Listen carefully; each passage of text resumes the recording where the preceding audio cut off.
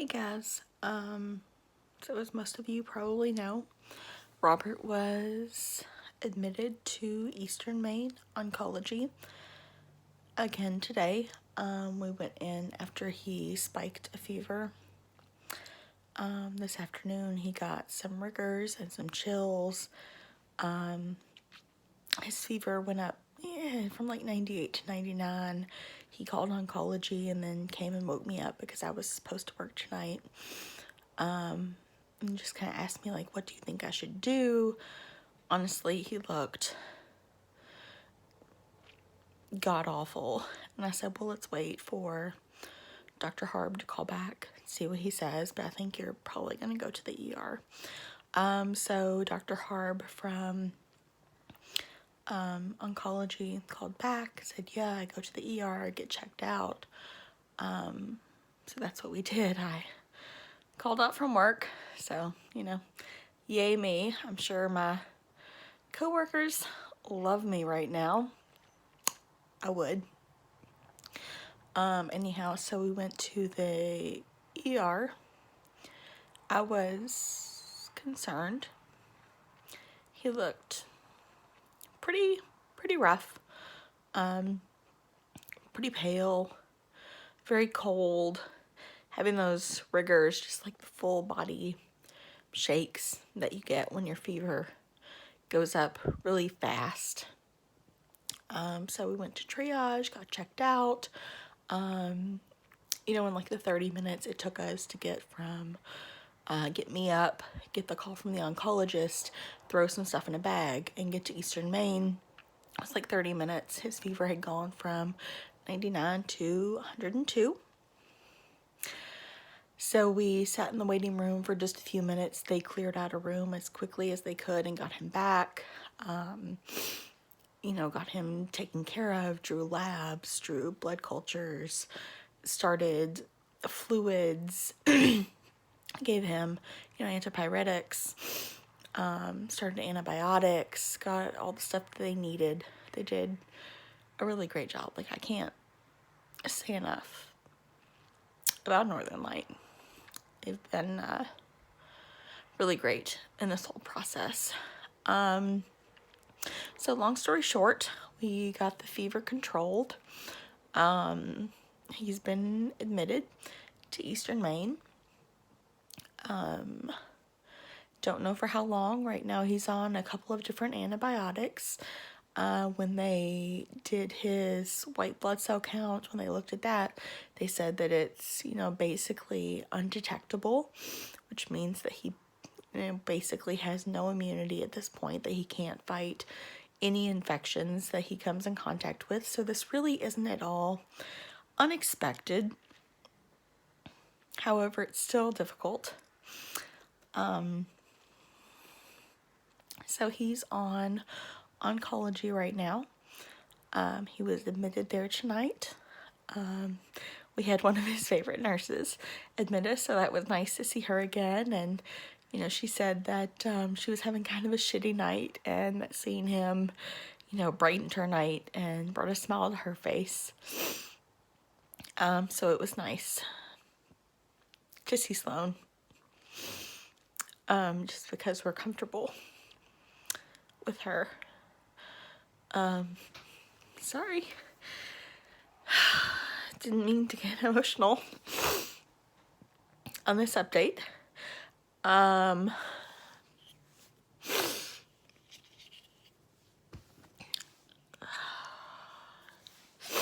But he's doing okay. I'm not sure how long he's going to be admitted this time. Hopefully not long. Hopefully just long enough to get some IV antibiotics, get whatever infection that he's got going on under control, and then come home. And then we can go to Dana-Farber once they find a match for his bone marrow transplant. So, that's the plan. I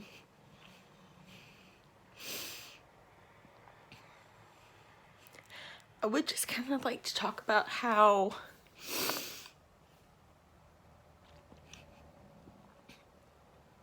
I am grateful to our Northern Light family. You know, Robert and I both work for that company. We work at different entities of that company. He works at Acadia, which is a psychiatric hospital, and I work at Main Coast in the ER, which is a medical hospital. But you know, at the end of the day, we're all kind of part of the same family, and Eastern Maine Medical Center is part of that Northern Light family. They're actually like the main like epicenter of that family, and we have received nothing but, you know, the best care from them. And I know that not everyone says that, and not everyone has that experience, but that's the experience that we have had. And you know, over the last like 9 weeks, we've been there for 7 out of those 9 weeks. So we've really developed a very close relationship with the nurses on Grant 6, and we both feel kind of a comfort when we go back to there, because it's something that we know, and it's something that's very familiar in this situation that's very unfamiliar to both of us. If any of you all know me, you know that I am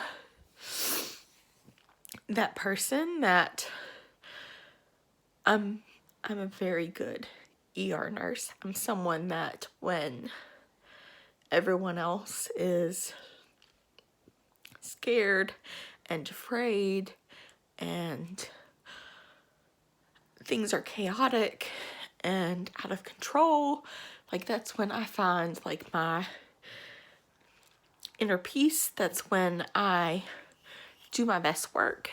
That's when I find my most calm, because that's what's required of me in that moment.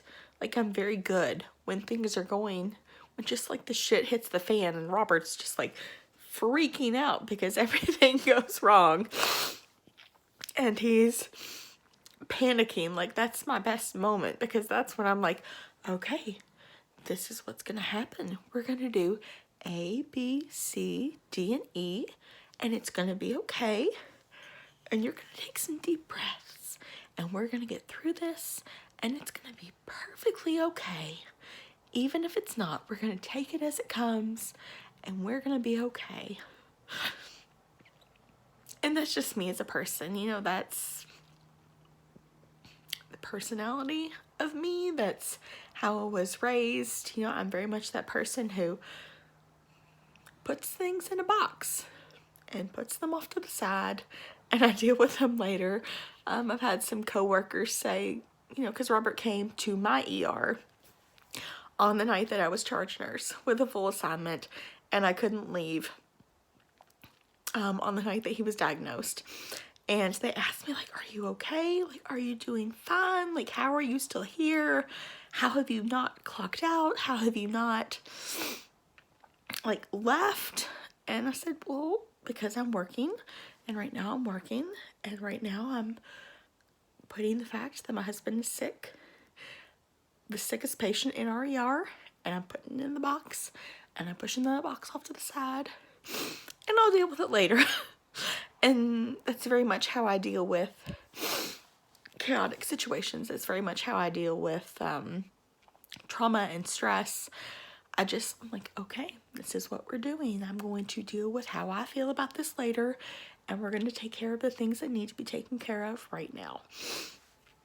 So that very much came in handy today, you know, because Robert was understandably upset that he was going back to the hospital and the ER, and he was having all these interventions done very suddenly. So it helps that, you know, that's just kind of my personality, that this is what we're gonna do and it's gonna be okay. It's when I come home and I'm alone and I have time to think about it that, you know, I kind of get in my head and process it, but I'm doing okay, all things considered. The other thing I just want to say is that we're incredibly grateful for the support that's been given to us. You know, technically we don't have any family here in Maine, but we do have the family that we've built for us. And for Robert, that means his recovery family, which is, you know, one of the most important aspects of his life. And he's had incredible support from that community. And for me, that means, you know, I'm an introvert. I'm not great at making friends. I'm not great at putting myself out there. But I do have a few friends, and my friends end up usually being the nurses I work with who get to know me through those situations and come to love me through those situations. And going back to the whole, you know, Northern Light family thing, like, you know, I have a few friends in Maine who don't work at Northern Light, like Kate, but most of my friends have been made through the ER that I've worked in, through that agency. And the massive amount of support that's been given to me, you know, through those friends and through the friends I've made through other ERs I work in has been outstanding. You know, I'm not someone who normally thinks that people, you know, like me or love me or want to be there for me. But this is really, you know, proven otherwise. Yeah, so all I can say is thank you. Tonight's been a rough night. One of the worst, because I can say that I've had time to process what's happened, and I know the realities of our situation, and I know the statistics, and I can tell you all about probability and mortality and chances of success, and I know all of the medical and scientific terms and possibilities and outcomes of the situation. But at the end of the day, it doesn't really matter. All I can say is thank you. Thank you for supporting me. Thank you for loving me. Thank you for texting me even when I'm mentally not in a place to text you back. You know, I'm an introvert living in a world where people love me and reach out to me, and that's not always easy for me to process or deal with, but thank you for loving me and bearing with me anyhow. That means a lot.